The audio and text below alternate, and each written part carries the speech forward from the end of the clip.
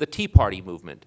Specifically, it was like a giant wave that started out on the East Coast. It came all the way across, but in fairness, it kind of crashed on the Rockies. And the Tea Party movement, much as I'm a part of it, much as I believe in it, really didn't have much of an effect in California. So the question that I want to put out to the three of us, and I'll start, is why? My opinion is very simple, which is that if you look at the Tea Party movement, the number one driving force behind the Tea Party movement is taxes and spending. I'm a social conservative. I care about those issues, but that really wasn't what drove them. And if you looked at the candidates that we had out here the last time, they really didn't run on those issues. We had Meg Whitman, who moved off of the no taxes pledge a week after she got the nomination. And then you had Abel Maldonado, and you had Valines, who respectively in the Assembly and State Senate cast the deciding vote for the largest tax increase in California history.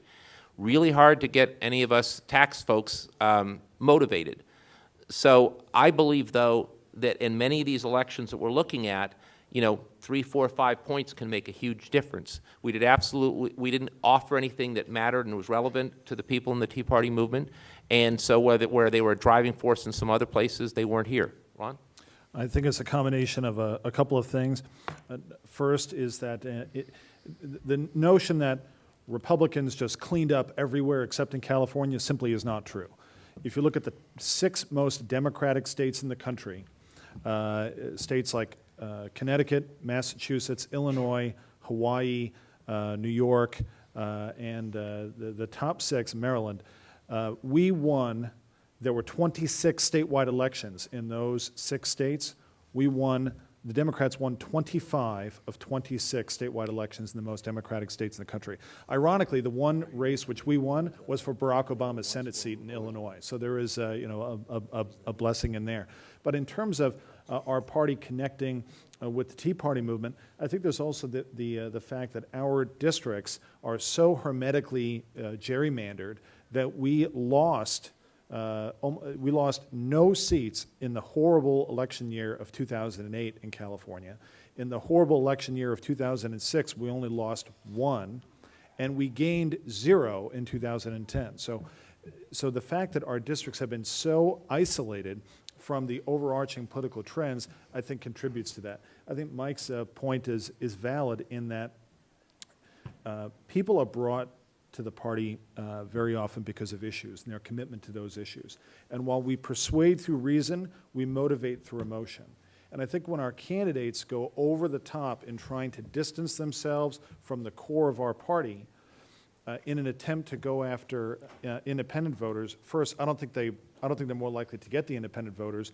And what they lose is tens of thousands of precinct walkers and tens of thousands of volunteers and enthusiasts, people who get excited because of issues, because they see a candidate who's consciously distancing themselves from that. You don't make friends of your enemies by making enemies of your friends in politics. Perfect. 2 minutes exactly. I wish I knew how to do that. Terso, go. I believe that our candidates have to unite. We cannot have a congressman going one way, a person running for statewide races going another way, and another individual running for lieutenant governor.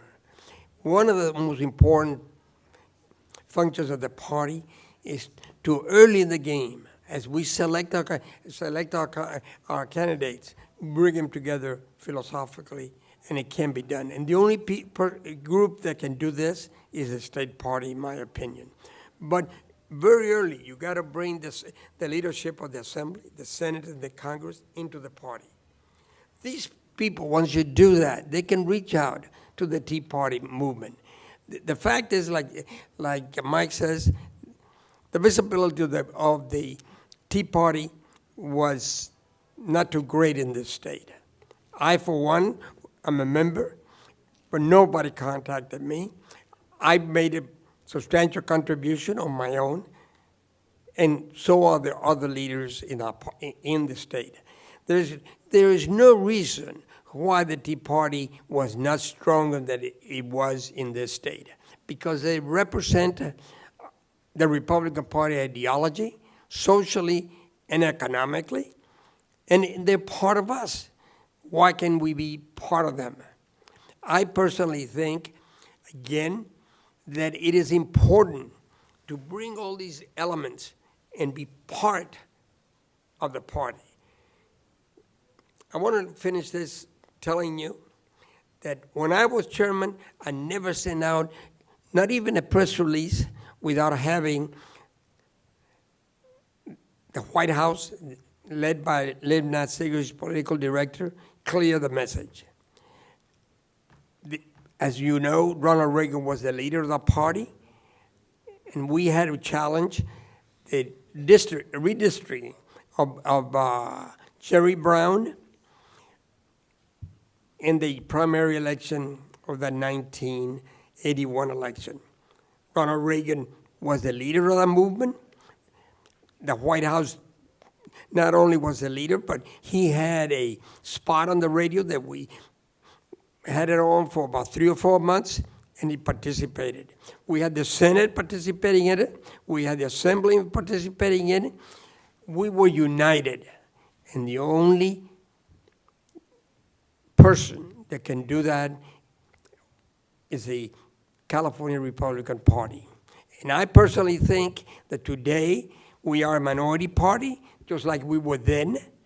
And in spite of being a minority party, we elected Republicans statewide, and we were able to deliberate when it was important.